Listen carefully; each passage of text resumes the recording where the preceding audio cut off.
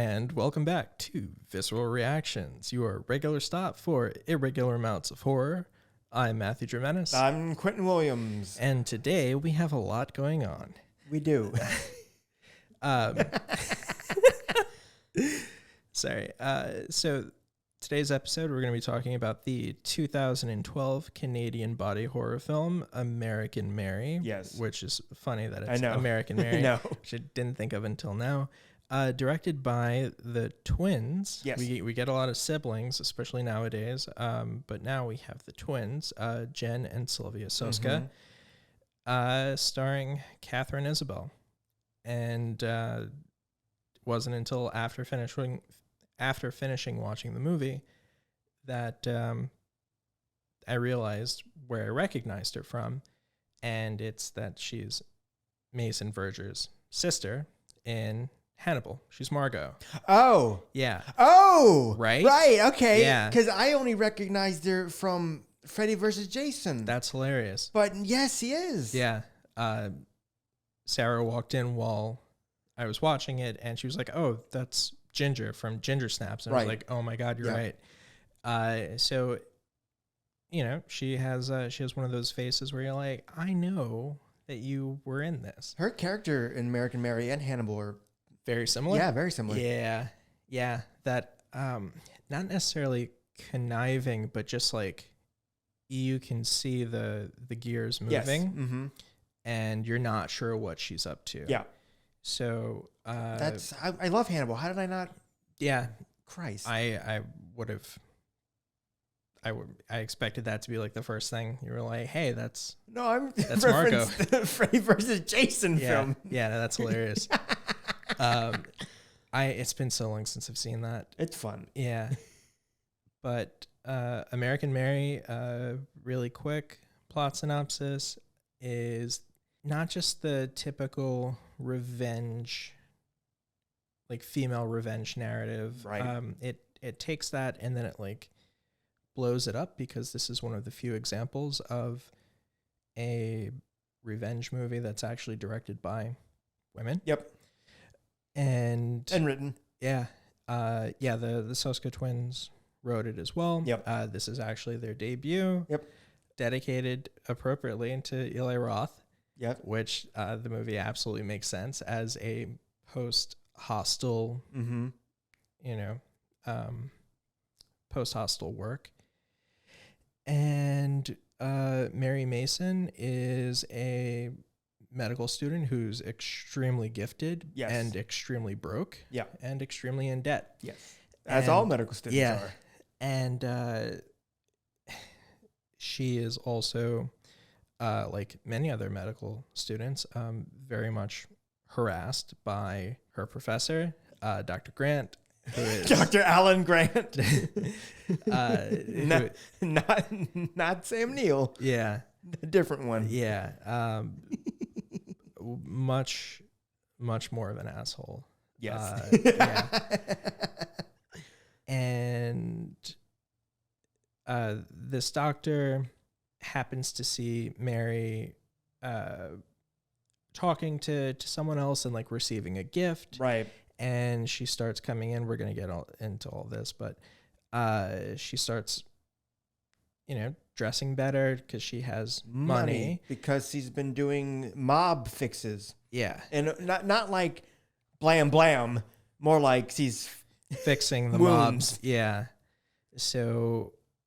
And doing like back alley body modification surgery. Yeah. And all of that stems from her looking to make extra money. Yeah. At a strip club. And then instead she gets $5,000 to fix someone that, one of these guys is beating up on.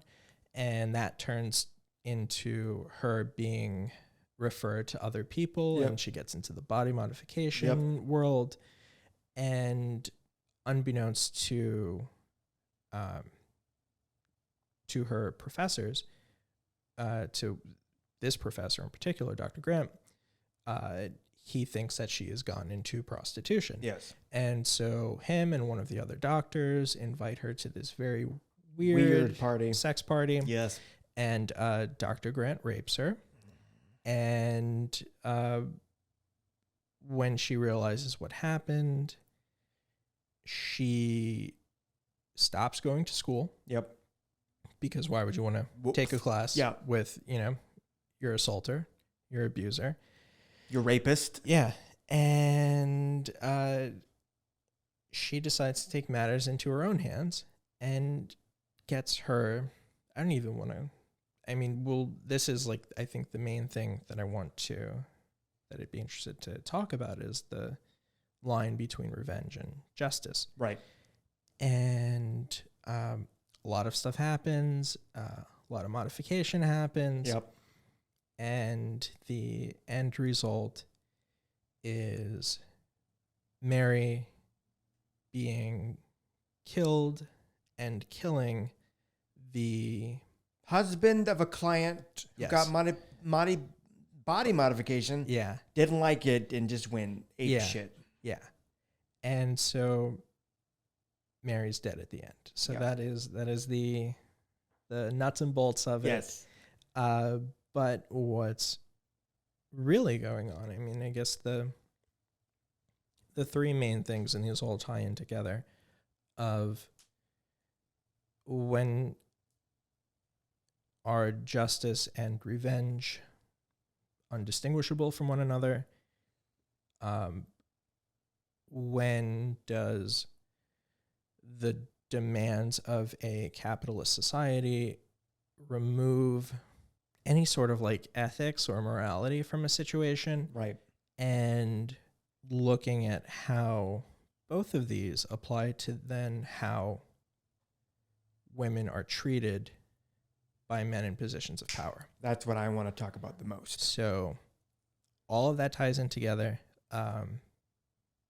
As always, little bits of not even so much historical context, but more of just like scenarios, like, or I guess the reality that American Mary lives in. For example, the average medical student is in debt for like $180,000, if not more so. And more than, 50%? Did I write down 50%? Yeah. More than 50% of female students in medical faculties at med school. So like not even so much the students, but like the female faculty members at these medical schools have reported sexual harassment. So the world that Mary is going into is one where her situation is not just real, but it's common. If something happens 50% of the time, you'd say it's pretty fucking likely to happen. So take that, and then there are two cases that I think really bolster what the Soska twins are doing in this. One of them is unfortunately pretty infamous, and it is the case of a medical student. She was in her early 20s in New Delhi, in India, not too long ago, I want to say shortly before. The same year that the movie came out. A bus with 6 men was driving around, saw her, told the 2 of them to come in. They were going to give them a ride. Then they beat up the male friend, and then the 6 of them, this is including the driver, gang raped this medical student to the point where 2 days later she died. Oh God. And while this was happening, this bus was driving around town for an hour. So this was in Southwest Delhi. This is like one of like the big like rape capitals of the world, and this girl's name was never disclosed to my knowledge. And yeah, so like this was like this girl was the crown jewel of her family. Like she was the only child. Right. So because of that, even in a more patriarchal society, they devoted like all of their financial resources so that she could go to medical school and become a doctor. And this is what happened to her. So there's that happening literally the same year that American Mary comes out. And one that is a lot closer to what we see is the life of a real Barbie. So let's see, her name is Tara, and at the time that that she had these surgeries, she was 33 years old. She was a nurse. She's still alive, so I'm not going to refer to her like in the past like tense. Nothing terrible happens right. to her. She went through. Okay, also, this woman's like she weighs like 99 pounds, right? Okay. 5 breast augmentations, 6 nose jobs, butt implants, and an endless round of Botox and other filler injections. If you were to see her, it's obvious that she has had a lot of plastic surgery done. The reason that she has done it, despite, typically people get plastic surgery to make themselves more appealing. Tara has gotten these surgeries so that she looks more like what she thinks she should look like. And unfortunately, she has received an unbelievable amount, or not even unbelievable, but a believable, unfortunately, amount of online criticism. Right. Like through Instagram and stuff like that. And the irony is that she, or I guess like because of that, she uses her social media to promote anti-bullying. That's great. And here's where the irony comes in. It's not in the bullying. So when she started in OnlyFans, she earned more than $100,000 in the first 3 days of having an account. So good for her. So you have people who are bullying her to no end, and yet the chance to see her with her clothes off, and suddenly it's probably the same people. Yeah, no, exactly. Right. And that's what is like, that's what's really sad is like when she is doing what she wants to her body. Right. And she's probably very happy. She probably feels happy. She looks. Yeah. Why does it matter? Exactly. So that also around, well, not around this time, but like a little bit later, with American Mary. So now we have examples of sexual harassment in the medical field. In the medical field, we have an example of body modification in the medical field. Yeah, and that's why I wanted to pull both of these cases. Was you have a nurse and someone going through medical school, right, and experiencing two of the things that make up a large chunk of this movie. Yes. So going with the body modification, the two characters that we meet that I think have the most to say about why body modification is, I don't know, misunderstood, I guess. The body modification is portrayed very positively in this movie. Yeah. Which, needs to be if you're talking about it. Like, why I wouldn't imagine anyone would make a film being a hate piece on body mods. And despite the, prosthetics and stuff used for some of the characters, like everything else, like the images you see are actual people with body modifications. I would say like the only negative portrayal of the body modification community is the cameo of the directors where they bite that guy's lip. Yeah. I'm like, that's not helping the image of the body mod group. I mean, what are you going to do? I guess. Yeah. But besides that, it's all like painted in a very wonderful and positive light, which I think is very important. We have Beatrice. Yep. Who is a like Betty Boop. Mm-hmm. She wants to be Betty Boop. And is very close to it. Yes. So the impossible figure. Yep. The face. Yeah, the lip injections, the nose, like the high cheeks. the voice. Yeah. Yeah. Like she has all of these things. And she's the one who gets the referral from Billy. Yeah. Who's the manager at the strip club. Or owns it. Yeah. Yeah. It's something like he probably owns it. Yeah. And Beatrice is like she gets Mary's number. She starts hounding her, and Mary's like, "How the fuck did you like find me?"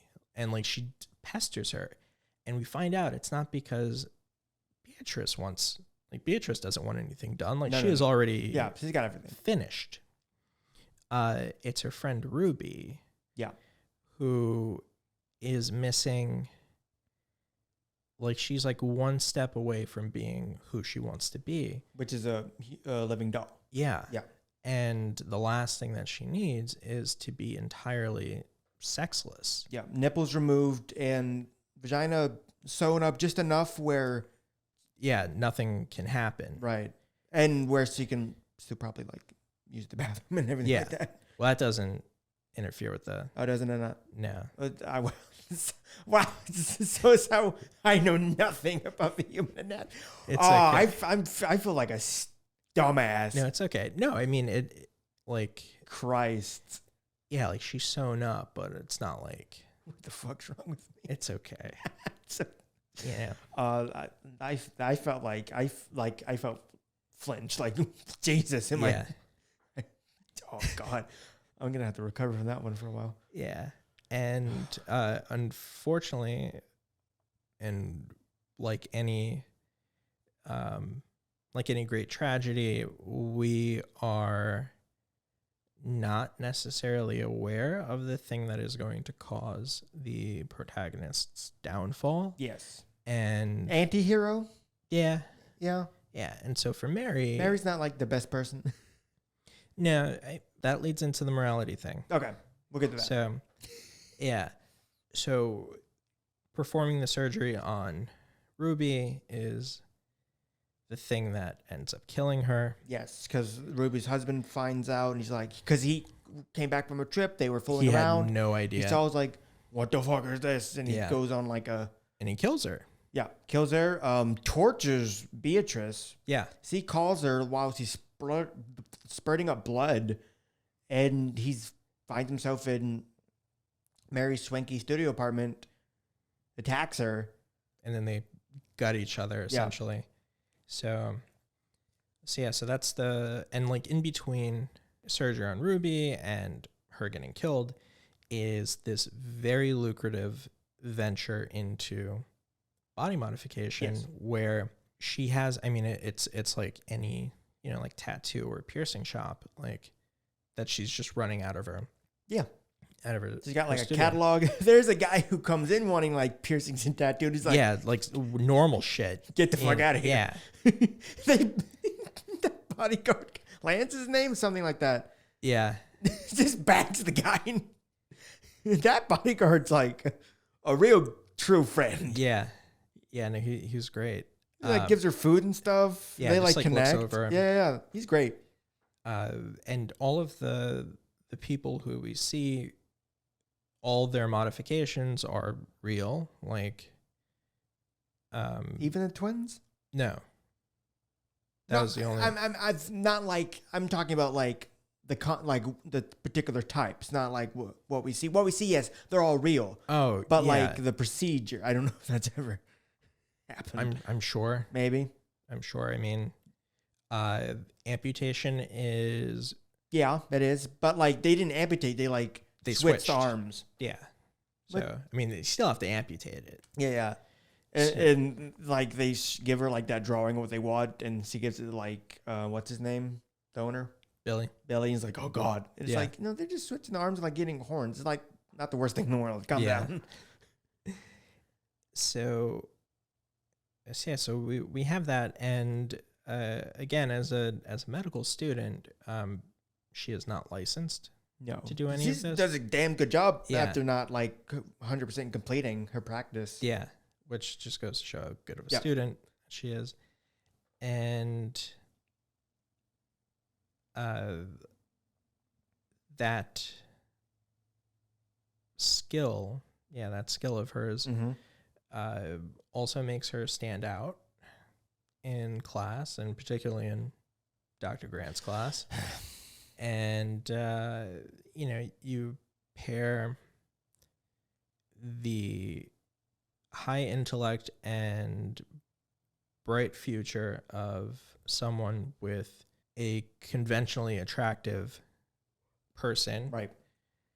And you put that in a classroom with someone who is clearly very much a predator, and nothing good's going to happen. And so he's very abusive, just like not even just in a sexual way, but just like in the way he talks to her. Especially the other doctor. Yeah. He uses the term, and please excuse my language, runts and cunts. Yeah. When talking about patients. Yeah. So I want to talk about that and just the vibe of the film, because this film is very vaguely Lynchian in like its presentation and in its characters, because all of these characters are these almost otherworldly beings, like Beatrice and Ruby, which, not saying that like body mod people are like so estranged and out there, just their personalities. Yeah. And especially with that weird interaction between Beatrice and that teenage girl at the vet clinic. What was that about? I don't know. With like cocaine and stuff. Yeah. And stuff like that. And just how everyone acts. It's very Lynchian. This reality isn't real. It's like a dream, because yes, it's her name. The title of the film is American Mary, and we talked about how the films was all filmed in Canada. These are all Canadian actors, but they never specifically say where they're at and what city they're in or anything like this. And did you notice the money once he got it? No, it was $100 bills, but it was not Ben Franklin. Oh, really? Yeah, I paused it. Like, that's not. It's, I don't know who this person is. I don't. It's the money's not real. This place, this world isn't real. It's like some weird Lynchian fantasy, and it makes even more sense when you think about all the characters being like just vague and different, and the doctors more than anything. There's no humanity in this film. The humanity's been sucked out by how Dr. Grant speaks to Mary, how the other guy, which I explained, speaks to her, and just he talks about how amazing, like the feeling of gutting into someone. Like that's this isn't how human beings talk. No one acts really human. Billy doesn't. Mary does. He's like very like distant a lot of the times, but also not, depending on like the situation. And like I said, Ruby and Beatrice have their own like out there personality that just, you never really see people like that. Just how they, not their, like I said, not their appearance or anything like that, but just their personality. It's very otherworldly. And all the humanity of this film, there's no ounce of humanity. There's hardly an ounce of kindness in this film, because this is a world where that's all been taken away, and all that remains is this blatant, horrendous, pure just objectification of women. In this world, that's all that matters, is women are objects. You see that with Dr. Grant, with the other doctor, the weird rape sex party, how people always just look at Mary, especially the detective, even though his like, but it's still there. Mm-hmm. How the strippers are treated, how Beatrice is treated, how Ruby is treated with her husband. In this world, they're just objects. And there's nothing else. I don't know what happened in this like society for it to be that way, but it's fascinating to know that you take all the things that have happened in India, you're talking about with 50% of women in the medical field. It's this, but heightened to such a degree where there's no barrier. There's no like, it gets swept under the rug. It's just there, blatant and out the open. And it's truly strange and fascinating. And it almost feels like a proper spiritual successor to Frankenhooker. That's what I was thinking throughout the whole film. This feels like it's in the same vein and world as Frankenhooker, just without less of the sci-fi. Because you both have like these self-made independent films that just feel like unclean and dirty, like how Frankenhooker is. And even in this one, just everything just feels wrong and ugh and bad. And it's fascinating that I think we mentioned this in Frankenhooker in the 30 years since Frankenhooker and this, like nothing's changed. Mm-hmm. I don't know if it's gotten better. I know it's probably gotten a lot worse, but it's just a fascinating look at this whole hyper world that's still unfortunately based in a grounded reality, even though it is not reality, but it still is.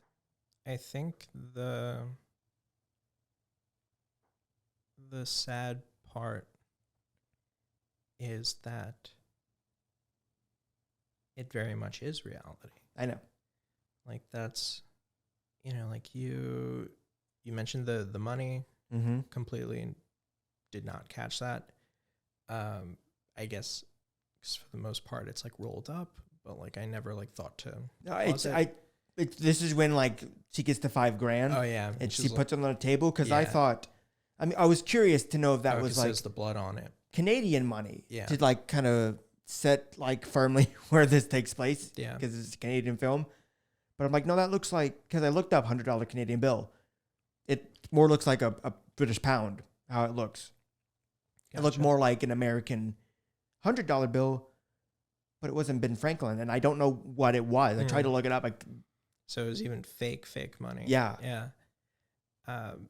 Yeah, between that and like not really getting a definitive sense of where we are. Yeah. Now maybe that's because we're not Canadian, and that if we were Canadian, we would be able to say like, oh, that's here. It's like Vancouver or Quebec.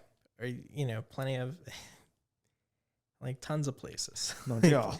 Yeah. I know Montreal's in Quebec. Yeah. So could be Detroit.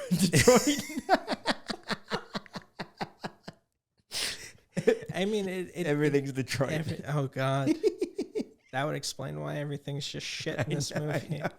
Yeah, no, but very much in a similar way that It Follows has that like quasi dreamlike quality to it.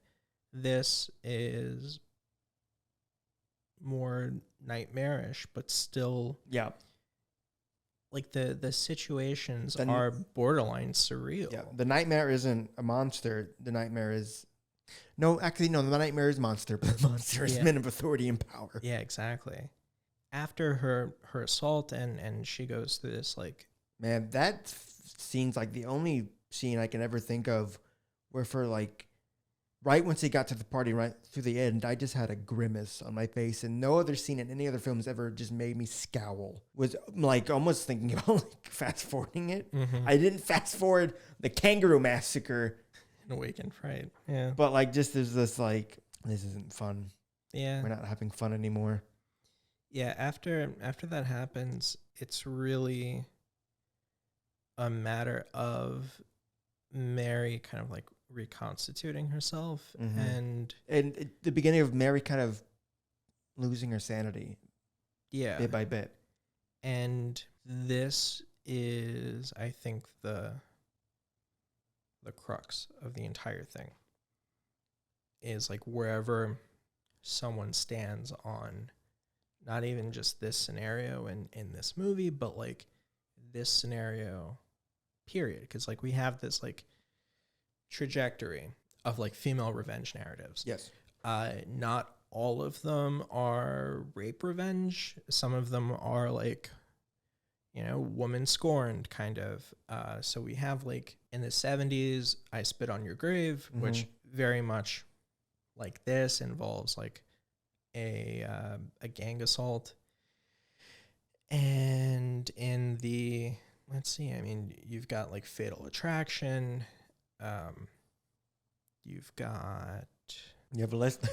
Yeah, the list. There were like a couple. Midsummer? No, I didn't have that on there. But, you know, Right. I mean, I could see that working. At least that's what people think it is. Okay, yeah. All right, I'm an idiot for... Yeah, it kind of ramps up after Fatal Attraction, which is pretty interesting. I mean, that was, it's a hugely influential and popular movie. So, like, a couple of years after Fatal Attraction, you've got Thelma and Louise. Right. That's a, rape revenge. And then we fast forward a bit, and now we get some of my favorites. You've got both Kill Bills. Right. Oh, yeah. Girl with the Dragon Tattoo. My absolute favorite, Gone Girl. Right. I was thinking that. Yeah. Right? And then the one that I think pairs the best with it, with American Mary. It's probably like, no. I was going to say Gone Girl, but I something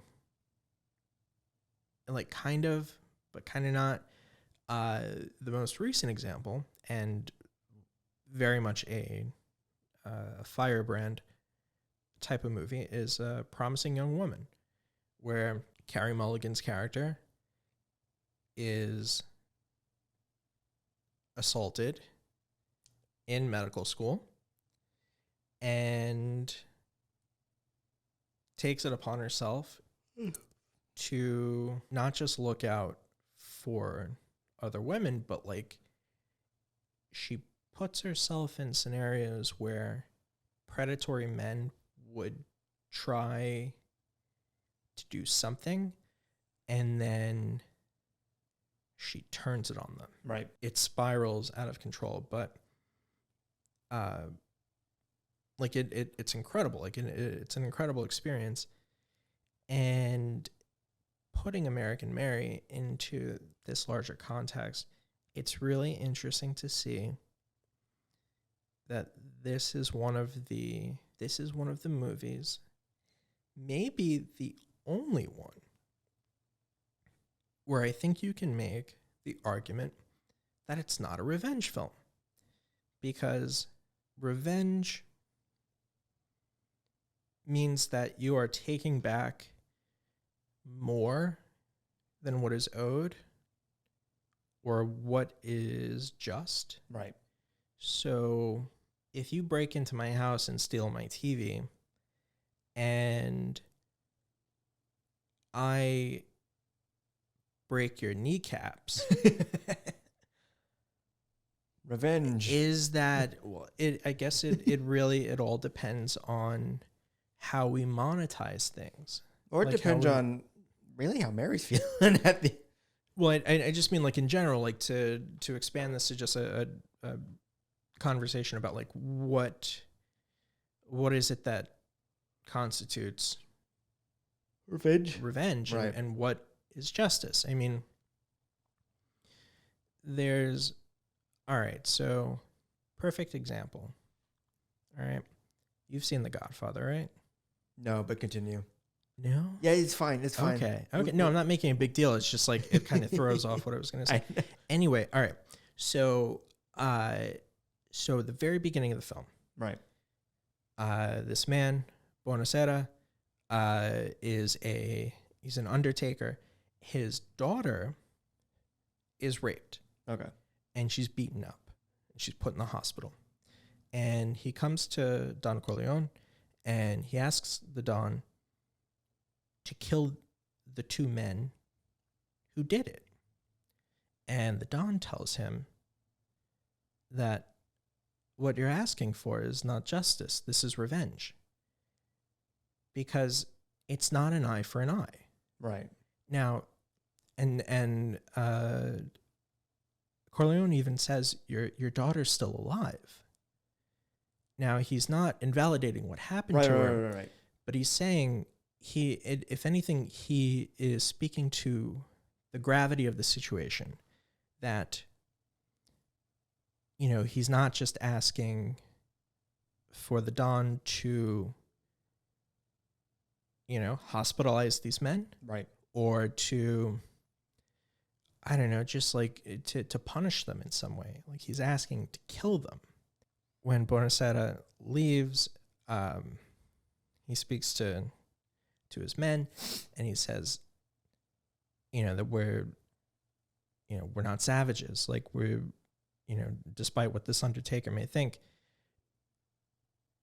you can't just kill someone. Right. And so like this is a moment where people in an organization that is no stranger to murder does have ethical boundaries to it.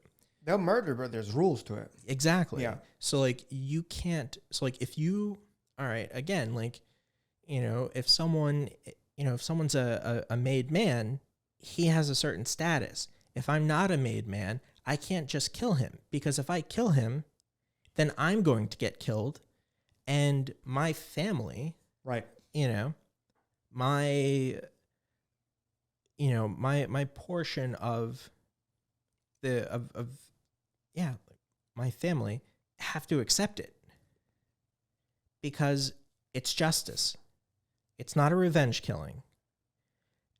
So all of that's to say that I don't think what Mary's doing is revenge, because her life has been completely upended. She has experienced God knows what. Like we don't know what she's feeling. We don't, like, we can't know. No.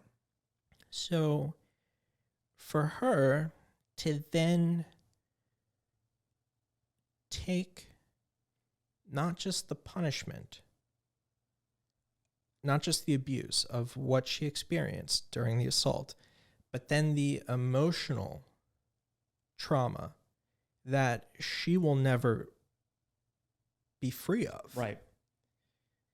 For her to then take Dr. Grant and put him through a series of playful surgeries and amputations, and hence him becoming an object like women. Yeah. And even more in the literal case where he has no arms and legs, the humanity has been taken out of him, even though he didn't have any to begin with. Yes. Like there's nothing left but just this thing. He's just a body. Yeah. Which is exactly how she was treated. Yes. And he's still alive. Yes. Which means it's justice. Mary doesn't kill anyone except the man who kills her. Didn't the detective say like Grant's body was found dead in the movie? Because she killed the security guard. The security guard, which was in self-defense, because he was going to, report it. I don't know. That's considered self-defense. Yeah. Well, I think she hit him first. I mean, a cop comes in and like, cop's gonna do what a cop's gonna. Yeah, exactly. He's a threat regardless. Yeah, and also, but I think they did mention that Grant's body was found. Yeah. Well, she doesn't kill him. She just abandoned the scene and I don't remember. Left him to die. I mean, if that's the case, these are getting a hypothetical. No, it's not. No, it's like she doesn't kill him. I mean, come on, it's like the end of Batman Begins. He says to Ra's al Ghul, "I won't kill you, but I don't have to save you." Exactly. But she's the one who sewed up his mouth and took away his arms. Yeah. But she doesn't You know, I mean, she doesn't end his life. She just doesn't do anything to prolong it. Okay. Like, you know, who knows? Maybe just stab in the stomach, and we don't see that part. So maybe she does. Maybe I think it's funny that because I don't really consider this film to be a horror film. Nonetheless, a body horror film. It's not a Cronenberg. Yeah, no. And I know the twins are very influenced by Cronenberg. I think they do a remake of one of his films. Yes. But it did not go anywhere near like Cronenberg level body horror. And I think the most body horror is the fact that Grant's mouth is sewn and his limbs are gone. Because that's very horrific. Like I said, the humanity's taken out of him. He's no longer. It's like Wesley's speech in Princess Bride. Just this earless, eyeless, lipless thing. But besides the extreme limbs are gone, the worst he really has it just some horns and the word liar. It's the his he doesn't have it that bad. Besides the limbs being chopped off, and I feel like the even worse body horror I've seen, which is not even a horror film, is in Looper when they're just chopping the guy's body parts off, the future part of him. And he's just he's falling because limbs are falling off and his tongue's gone and his nose is gone. That's horrific. But this is just this is vanilla body horror. But this film feels more just like a weird psychological crime drama than anything else to me. I think that's because the things you just mentioned are not what are the source of the horror. Right. I think it's Mary's life. That's the horror. Yeah. Everything that happens to her. Mm-hmm. That's what's Yeah. terrifying. And it's even worse because what's terrifying for her, again, is the reality for, right. Practically 2/3 of women in the country and in the world. It's, I guess you can call it unconventional horror because it's the type of horror it's a social horror. Okay, social horror. Okay, that's good. Yeah. Elevated horror. Oh God. It's because I agree that the elements of body horror are not what it could be. The most horrific thing is that Franken-turkeys he was making at the beginning. So I really love that opening of the turkey being sutured. Yeah. While there's opera in the background. Very Hannibal. And okay, did you see Killing of a Sacred Deer? No, but I know the film. With Colin Farrell and Nicole Kidman and the Joker, Barry Keoghan.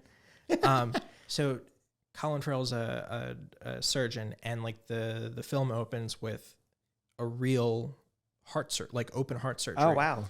And there's beautiful music playing in the background, and when I saw this, I was like, oh, that's now Killing of a Sacred Deer years later. So I don't know if it's just a thing of you open it. It's a beautiful opening because you're visually giving the viewer something horrific. Yeah. But then with angelic music. Yeah. And you're oh. I think of it as how Hannibal is. Yeah, no, absolutely. Yeah. Of it's so beautiful, but it's so disgusting. And when surgeons are in the theater doing their surgeries, they have music on all the time. And they probably have a lot of them. It's either rock or a podcast maybe, but probably a lot of them are used to have probably classical music playing. So it fits. I would imagine. Yeah. Yeah, I'm sure it helps them focus. I'm sure because they're there for hours. They need something, not to distract themselves, but white noise almost. Because also you don't want to be distracted doing surgery. Yeah, that idea of beautiful and horrifying is something that the movie itself, aside from that beginning, does not do. We don't it doesn't look pretty. It's not trying to be pretty. I mean, even when like Mary dresses up to go to the party, Right. like she's not like in like a knockout type of dress, like, because she's a fucking broke student, like, Right. you know, it's very, you said it earlier, like it's very grounded in like every sense. And so then when these like surreal touches of like seeing Dr. Grant with like no legs, Yeah. being strung up on his back with like meat hooks, you're like, what? Like all of these things are happening. Like I think in addition to being like a social horror type, like I think it's body horror in the sense that terrible things can happen to your body. Yeah. Like even if it's not shown, it's just like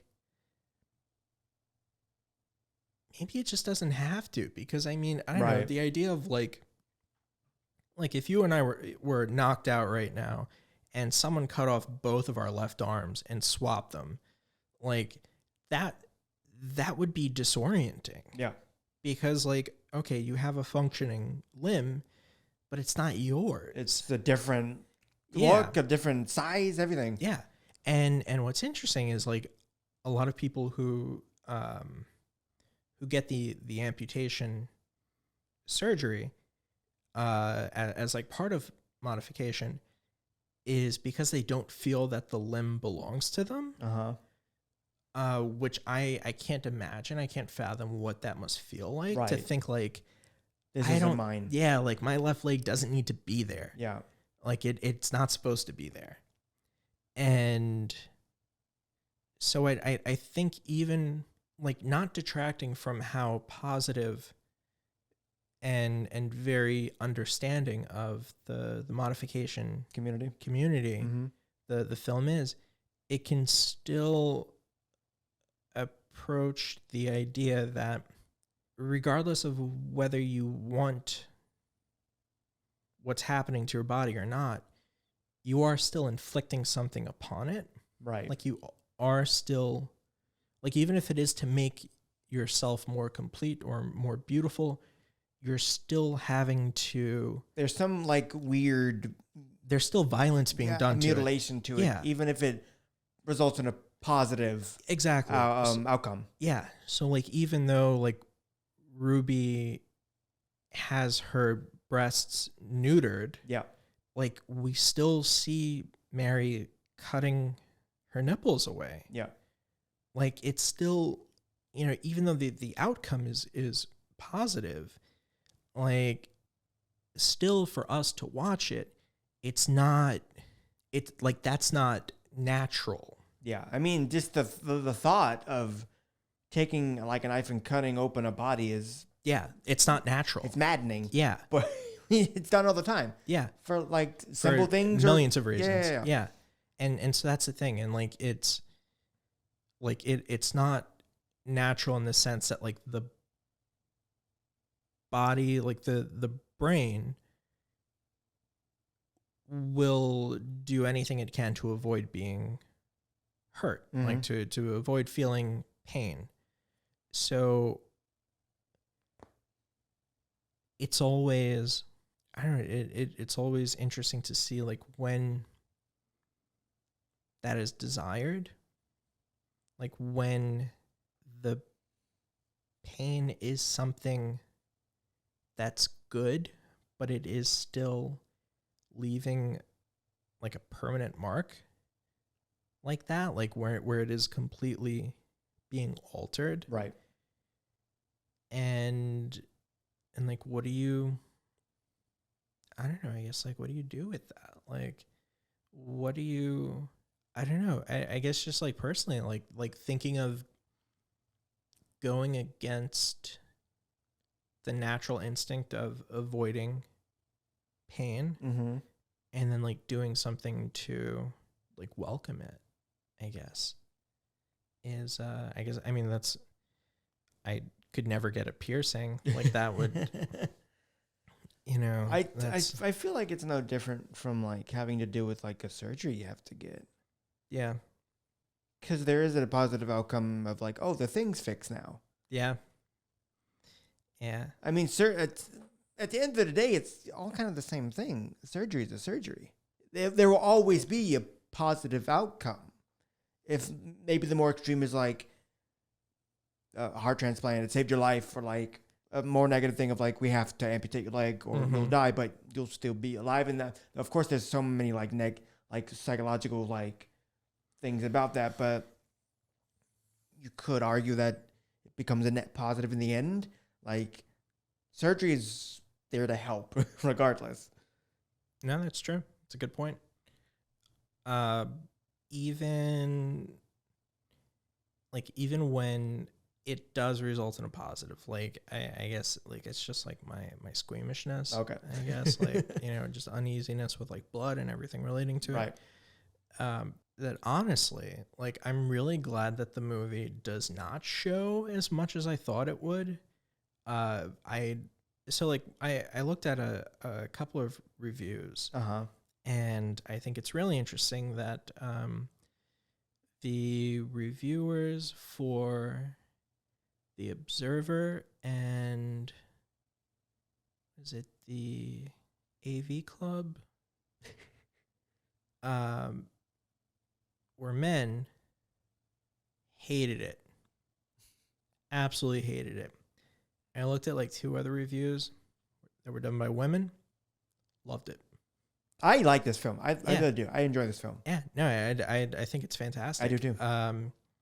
I think it was interesting that I think one of it might have been the Observer that said that this was kind of like in the vein of Human Centipede. No.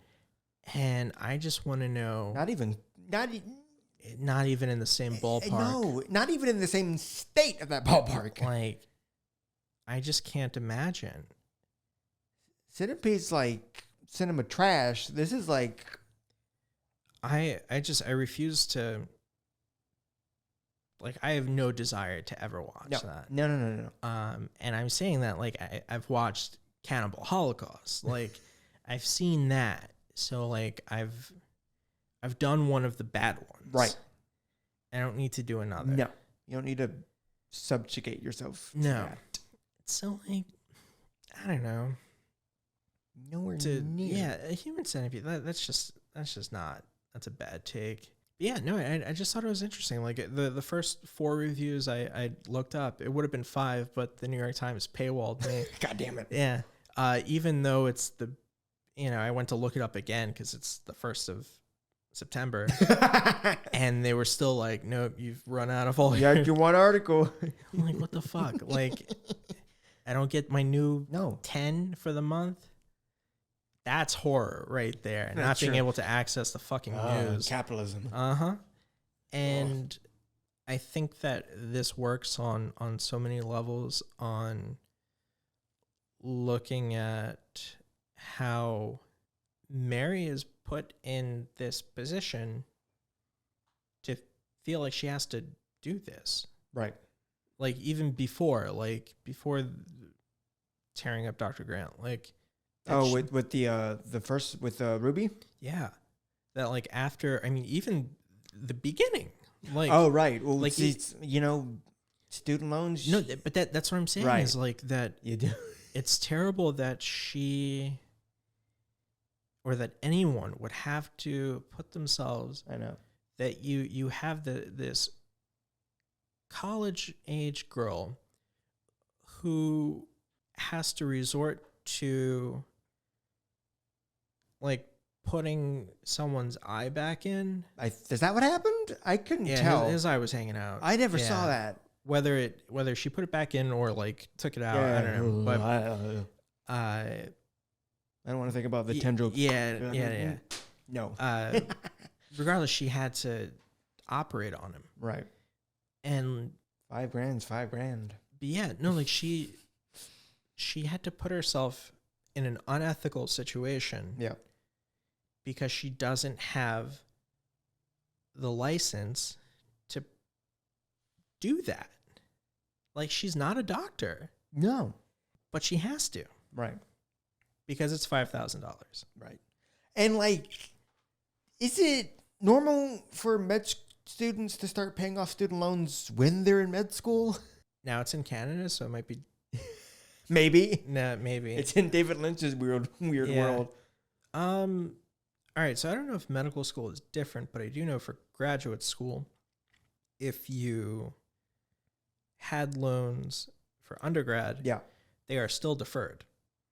Like, you don't have to start paying them until you are out of school. Yeah, like if you go immediately from undergrad to grad, you don't have to worry about it. Like, unless you have 6 months until you have to start paying your loans I think back. in those 6 months, if you go back to school, I didn't go, when I completed my undergrad, I never went straight on to grad. So I still have my student loans, but thank God for the Biden administration, where hopefully I'll get that $20K and that'd be nice. And I'll have my student loans paid off by this year, which is fantastic. I wish. Are you serious? I think so. Hopefully. You're fucking lucky. I know. How did you do that? Because I only have about 30,000, and I've got enough saved up where I'll drain my savings. I don't give a damn. I just don't want to have debt anymore. Oh my God. Because we had gotten Pell Grants, me and my sister. Yeah. Can't believe that. You're getting like 2/3 a year. I know. I would have been happy for the 10, but I don't want to bolster myself, audience. I apologize. Like, legitimately, I don't want to. Oh, God. If only Mary had that Biden plan. Yeah. It's not a whole wipeout, but, that's a good chunk. I was hoping for for at least $50K to go, but I guess that's not going to happen. Man, I'm really jealous. I'm really jealous about that. I can't believe that. How do you? Okay, that's horror right there. Like, how do you already? Like, you're already there. Like, the end of the tunnel. Like, the light is in sight. Because I was thinking like it would just take 3 years. Because I just save up. I put like $1,000 in a month, not in student loans, but in my savings because I want to get rid of it. I don't have to be frugal, but just like no big spendings. Man. Well, Mary's being frugal. Yeah. She's like, all she has in her fridge is like bread and a few soda pops. And that's it. Yeah, no, her little babushka Grammy. Mm-hmm. It's like just trying to encourage her. You're doing so well. She probably sends her like the checks for like $5 for her birthday. She's doing her best. Yeah. I mean, yeah, that's understandable. Yeah, I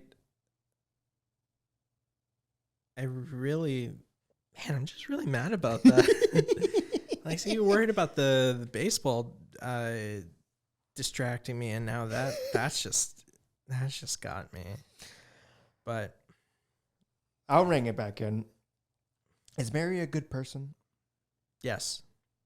Is she? Yeah, that's what the whole like the morality thing I meant to get to. I do not think that she is unhinged in any way. I mean, let's just think about this for a second. Yeah.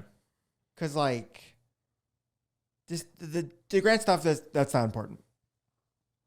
Like, but the fact that she has no problem just like killing the guard, like she doesn't even feel like she's like, well, shit, I'm dirty, I'm bloody, I have to deal with this. Like, maybe the trauma of still being like horrifically raped is still in her mind, and she's still not processing it. But that being said, she was about to butcher that stripper because she was giving a blowjob to Billy in the not in the bathroom, but she was about to kill her in the bathroom.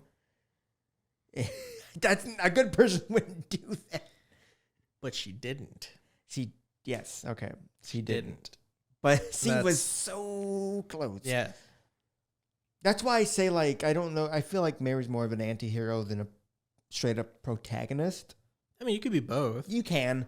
But, like, if she hadn't have got, like, she would have declined more and more, and there would have been that crack, and it would have been all over. But I don't think she didn't get to that point, but she was close with, like, having to deal with Dr. Ant with her babushka just dying off camera, heart attack, off screen, even though we only know her from phone conversations. Mm-hmm. Just having to deal with like, towards like the last 30 minutes or so in the film, she's successful. She's getting recognition in the body mod community, but she's in this like almost emotional rut, having to deal with the detective who she was about to kill, but of course didn't, because he didn't think she had anything to do with it. But it's that line that so very much close crosses that I don't know if I can say he's 100% a good person. Nobody's 100%. I know, but I don't think she's a bad person. I don't hate Mary. I'm like, she's a person. She's like, that's it. She's flawed. No one's perfect. And having Mary have to do with all this crap, it's understandable. So I feel like it's a gray line. It's a gray line. I think for someone to have gone through what she has gone through, right, and to still function as much as she does is, and she's like barely hanging on. Maybe not in such a dramatic way, but she's like towards the end of the film, you can just tell she feels lost. She feels kind of lost. She doesn't really know what to do next. Yeah, she makes sense. I think to me that is what's more important than whether someone's good or bad. Like I don't know. Though I don't really like to think of people in those terms. Like it's we normally don't, but just because it's a film, it allows us to. No, even still, like I don't find it interesting. Like I don't find it fruitful, I guess. Like I don't find it conducive to any sort of understanding. Like what's more interesting to me is if someone makes sense or not. Okay. Like, regardless of what someone's doing in that world that they're in that situation that they're in, with all of the baggage that I know in one way or another that they have, do their actions actually make sense? So like if someone, I don't know, we'll take like, the average like superhero origin. Like if someone, like Bruce Wayne becoming Batman, to me, makes sense. Dressing up as a bat and punching clowns in the face makes sense. No, but I mean like, if my parents were gunned down in front of me and I was left alone in this like giant mansion with a butler to take care of me, like that's not a normal way to grow up. Like that's not like if you told me as a 10-year-old, like you are a billionaire and you will grow up to be even more of a billionaire and you have no one. Okay. Like, and also I hope you enjoy thinking about your parents being killed every moment. Every waking goddamn moment. For the rest of your life. And like if I had an unlimited means to do whatever the fuck I wanted, and I felt isolated and angry like that, I don't know if I would think about putting on a, because bats don't scare me. Like I love bats. Right. So like it would probably be something else. It would probably be like, I don't know, Japanese spider crab man, because those things are fucking terrifying. So, it'd probably be like,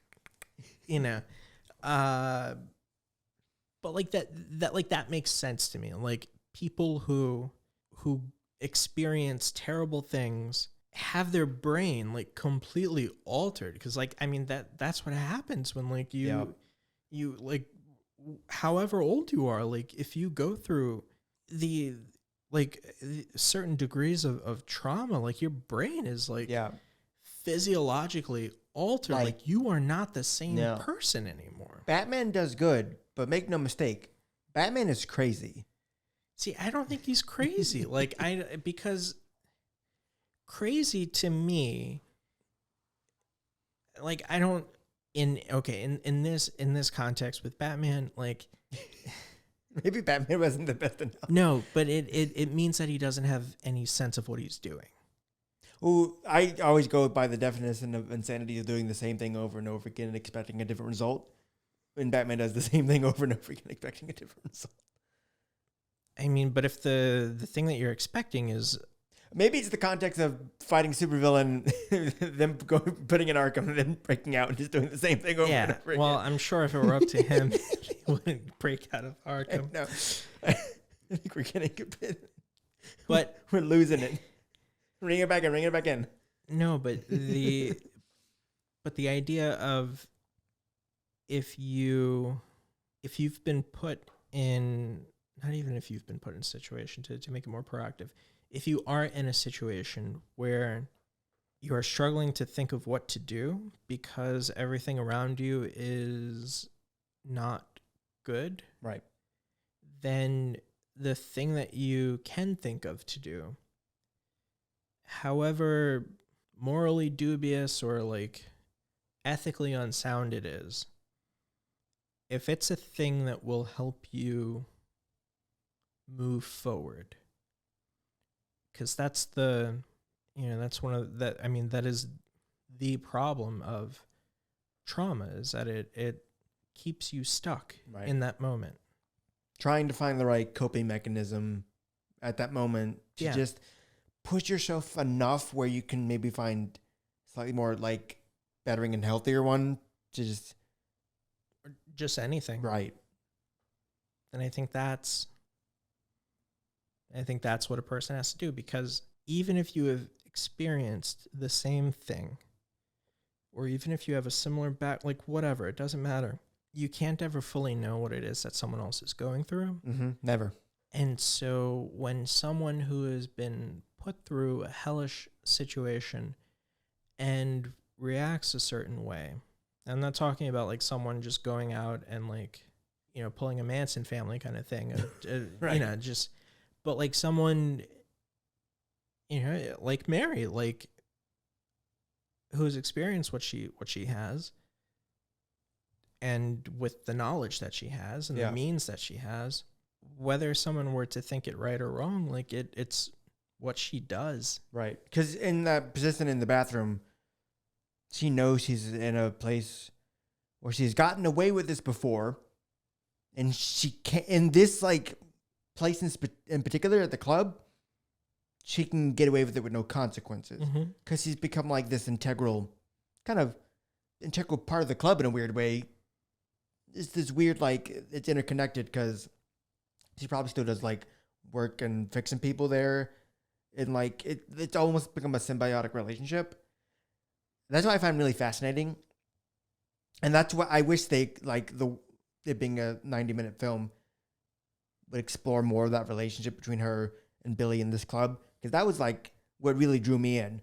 And I almost there was moments of this where I'm like, this kind of feels like a CW show about like almost Dexter-esque show about this woman going into like independent practice to do modification on the side, and on the side sites, she's killing people. I'm like, I would actually really want to watch that. This would be a great CW show. I'd watch the hell out of it. And that's why it was sad, like when the like show ended, because I wanted more of that, because that was the most fascinating thing to me. Like, I want more of this weird, not healthy kind of toxic relationship between her and Billy, because there is some type of reciprocation of feelings between both of them, but they're too much of themselves to like do anything about it, because he fantasizes about her. So he got jealous of that other woman. I just want to like live in this world a bit more, to have this like weird relationship where like I said, it's both kind of intertwined now, and they're okay with it, and they're like, even though it can get messy with him like fucking kidnapping the other doctor and things like that, like I just wish there were more of it. This isn't a complaint about the film. I would have loved it if this was like a CW show. I'd watch the hell out of it until it got bad, like most CW shows end up being. Yeah, no, but the way that it ends. It's fitting. Yeah, I wouldn't have it any other way. just very unceremoniously. Yep. Mm-hmm.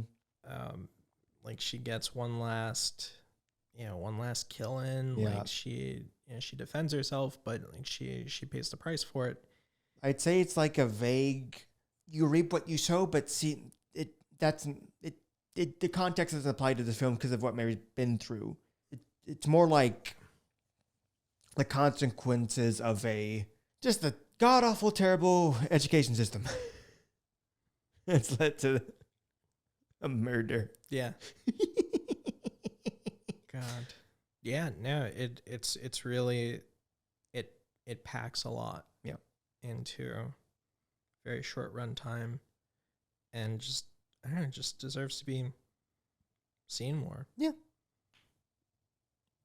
Like it's yeah, I think it absolutely like deserves a wider audience. So, I mean, it's out there on Shudder for Yeah, I know. And it's even like the 2012 would be the perfect time for it to be its own TV show. Mm. It would have lasted like 4 or 5 seasons, maybe. I would have enjoyed it. Yeah, but we have what we have. We do. And I'm not upset by it. Yeah. Let's see. So next week we have Dead and Buried. Yes, we do. Okay. Almost forgot. I did too. Yeah. Like, did we do the genie? Yeah. So that's next week. Yeah. All right. Thank you for Yes. joining us for for this very penguin-filled Yes. episode of Visceral Reactions. Hope you enjoyed it. Go check out American Mary. Yes. Go on a ghost tour so we have jobs. Go city tours. Yeah. And don't do anything that you don't want being done to you. And don't go to college. Yeah. Don't do it. All right. I'm Matthew Jimenez. I'm a doctor, not a bricklayer. And that's a wrap.